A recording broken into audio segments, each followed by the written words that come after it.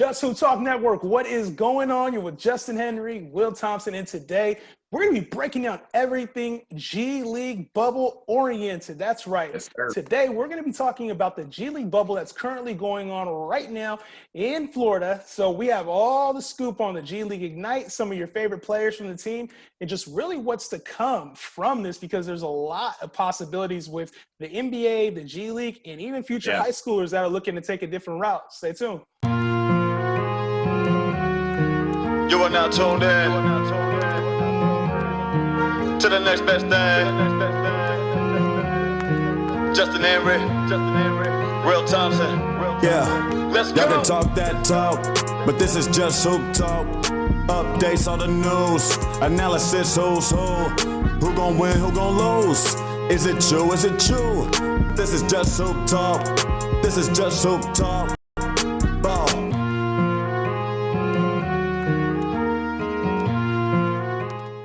Just Hoop Talk, what's going on? We're talking G League today, and the bubble that's going on, I think they're calling it the Gubble right now, the G League bubble, the Gubble that it is. We got a couple guys out there right now that we know we're supporting, man, but I really want to talk a lot about this G League Ignite team that people are excited about, they're talking about.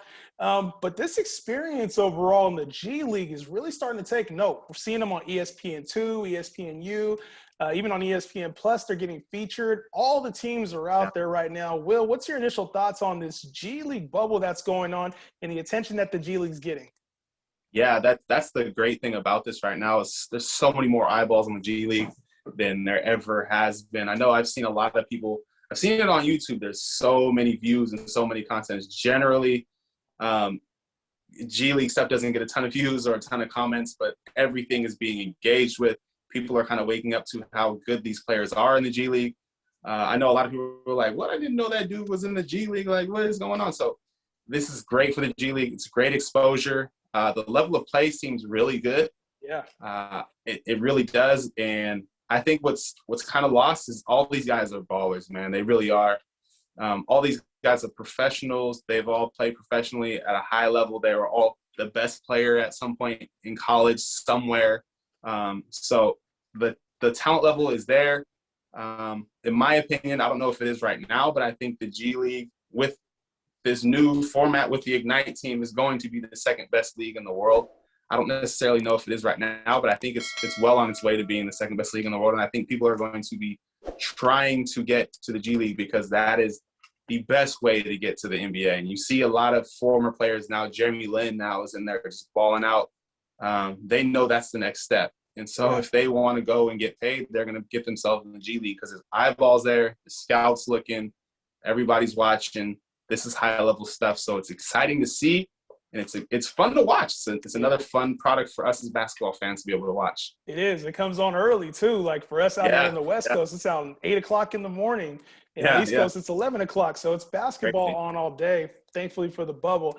But this is a chance for guys to showcase their skills, and we're not just talking like people who can't make NBA rosters. These are guys who are on NBA rosters. So you mentioned like Jeremy Lin, Jarrett Jacks out there. There's a ton of guys who are on NBA rosters. You got a lot of high-level rookies, Tyrell Terry. There's rookies down there in the bubble right now that were first-round draft picks that are in the bubble playing. So there's elite competition out there. And then, of course, we can't go without mentioning the high schoolers that were out there. Obviously, they would have been in college. But the graduates from high school that are out there now, there's a lot of talent in this pool. And we're talking top 15 draft picks on this G League Ignite team that we're discussing. So there's a lot of room for the G League to expand as it gets more attention. There's going to be a higher level of play. A lot of the international guys that go overseas to play may decide that it's a better opportunity to get eyeballs on them while playing next to this elite talent in the G League. So there's a lot of room for growth with what the G League is doing. And I'm thankful that we're getting to see kind of this bubble happen because a lot more eyes are on it now. And especially with this G League Ignite team, man, there's a lot of talent on that G League Ignite team, man. And we talked about top 15 picks. Everybody knows the name Jalen Green that pays attention to high school, college sports. You've heard Jalen Green. But what are your thoughts, Will, about some of these other guys that people haven't really heard about, the Dashean, the Isaiah Todds, the Jonathan Kumingas of the world? Yeah. Yeah. Kuminga looks like the real deal. Knicks, or is it Mix or Knicks? Knicks, N-I-X. Yeah. Knicks had a great game. I think it was yesterday or tonight. Yeah, I was it was just on his watching the highlights. Yeah. He balled out. So this is a truly a unique and special opportunities for these young players, man, to get around professional level talent and to show out.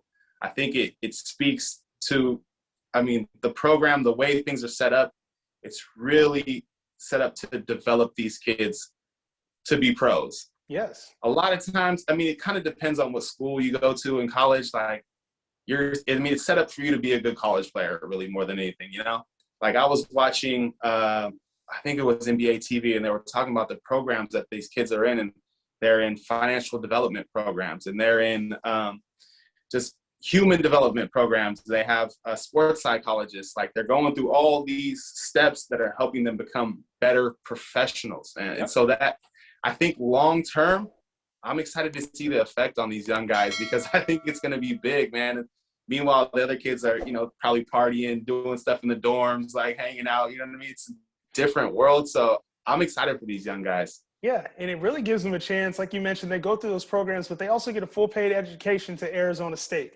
They get a $500,000 salary. They're playing against professional level competition, getting trained by professional trainers, getting advice from previous professional athletes.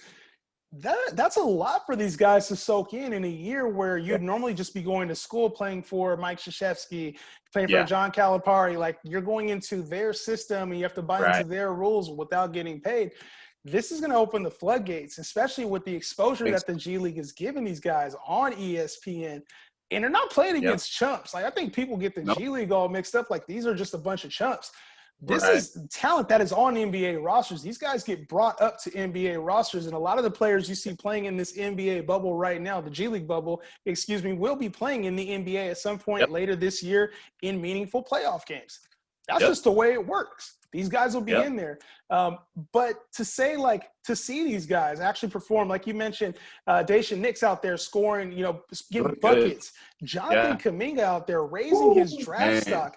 He looks like the number one pick right now, man. And just to see him against real talent, he's not going up against college-level talent. He's not going up against the scrub that will never play in the league, the guy that just made it because his dad's a coach. He's going up against professional talent, and it makes a big difference. And then you even see guys like Isaiah Todd. It's just like you see the way they carry themselves on the floor. He's able to stretch the floor out. So a GM that may have been looking at him as a 15, 20 pick might be like, oh, shoot, that's a 10, 15 guy to be now.